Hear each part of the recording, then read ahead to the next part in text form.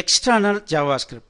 நேற்று பார்த்தோம் இல்லைங்களா, சிஎஸ்எஸ்ல வந்து இதுக்கு முன்னால் சிஎஸ்எஸ்ல பார்த்தீங்க அப்படின்னா எக்ஸ்டர்னல் ஃபைலில் போட்டுட்டு அதை நம்ம லிங்க் பண்ணிக்கலாம். ஸோ நம்மளுடைய ஹெச்டிஎம்எல்லையே எல்லாத்தையும் எழுதணுன்ற அவசியம் கிடையாது.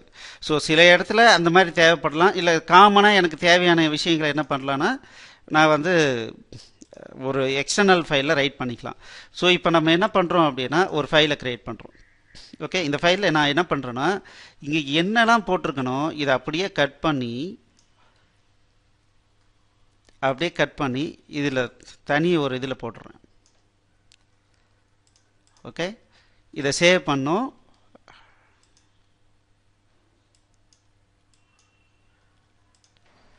(01 hello world.js) கொடுக்குறேன்.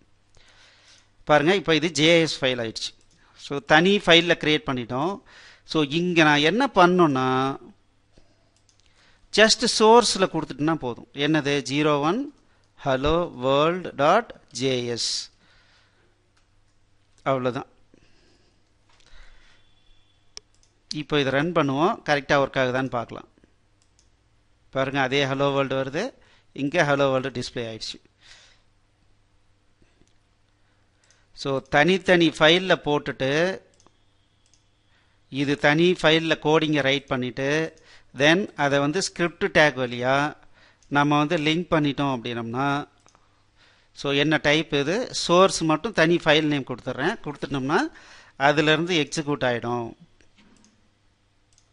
பாருங்கள், இதனுடைய சோர்ஸ் பார்த்தேன் அப்படின்னா இங்கே பாருங்கள், இதில் எதுவுமே இல்லை. ஆனால் நமக்கு என்ன ஆகுது, இதிலேருந்து நமக்கு கோடிங் ரன் ஆகுது.